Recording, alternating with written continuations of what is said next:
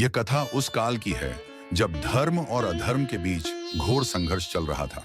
तारकासुर नाम का एक अत्यंत शक्तिशाली असुर था। उसने कठिन तपस्या कर अजेय होने का वरदान प्राप्त कर लिया था। देवता, अर्षि और साधु सभी उसके अत्याचार से पीड़ित थे। देवताओं की प्रार्थना पर भगवान शिव और माता पार्वती के पुत्र कार्तिकेय ने तारकासुर का वध किया। तारकासुर का वध करते ही भगवान कार्तिकेय पर ब्रह्महत्या दोष का प्रभाव पड़ा।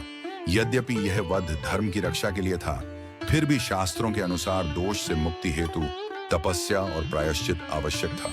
भगवान कार्तिकेय पश्चिमी घाट के घने, शांत और रहस्यमय वन में पहुंचे। यह स्थान आगे चलकर कुक्के कहलाया। यह वन नागलोक के समान पवित्र माना जाता था। यहाँ वासुकी नाग, तक्षक और अन्य दिव्य नागों का वास था। जब नागों को झांत हुआ कि एक महान तेजस्वी देव यहाँ तप करने आए हैं, तो उन्हें भय हुआ कि कहीं यह भूमि उनसे छिन न जाए, उनका अस्तित्व संकट में न पड़ जाए।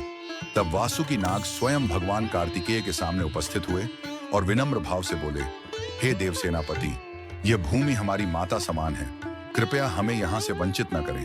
भगवान कार्तिकेय ने करुणा से नागों को देखा और मुस्कुराते हुए कहा, हे नागराज, यह भूमि तुम्हारी ही रहेगी। मैं यहाँ तुम्हारे रक्षक के रूप में निवास करूंगा, स्वामी बनकर नहीं।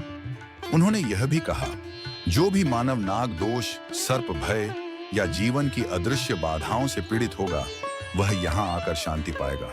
इसी पवित्र कुक्के वन में भगवान सुब्रमण्य ने तपस्या की और दोष से मुक्ति प्राप्त की। उसी स्थान पर आगे चलकर कुक्के सुब्रमण्य मंदिर की स्थापना हुई। कुक्के सुब्रमण्य मंदिर भारत के कर्नाटक राज्य में दक्षिण कन्नड़ जिले में पश्चिमी घाट की घनी पहाड़ियों के बीच स्थित है। यह स्थान प्राकृतिक रूप से अत्यंत पवित्र, चारों ओर से जंगलों और पर्वतों से घिरा और प्राचीन काल से नाग देवताओं की भूमि माना जाता है। इसी कारण इस क्षेत्र को पहले कुक्के वन कहा जाता था।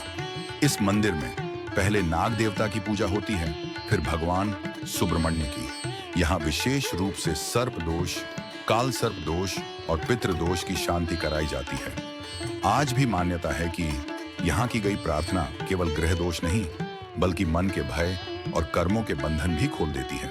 यह कथा सिखाती है, सच्ची शक्ति संरक्षण में होती है, अधिकार में नहीं। देवता वही महान है जो दूसरों की भूमि और अस्तित्व का सम्मान करे। अहंकार नहीं, करुणा मोक्ष का मार्ग है। यदि यह सच्ची और पवित्र कथा आपके हृदय को छू गई हो, यदि भगवान सुब्रमण्य स्वामी की यह लीला आपको प्रेरणा देती हो, तो कृपया इस कथा को लाइक करें।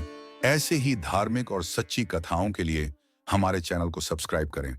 इस पुण्य कथा को अपने परिवार, मित्रों और भक्तों के साथ शेयर करें और कमेंट में श्रद्धा स्वरूप लिखें, AUM सुब्रमण्याय नमः, जय नाग देवता।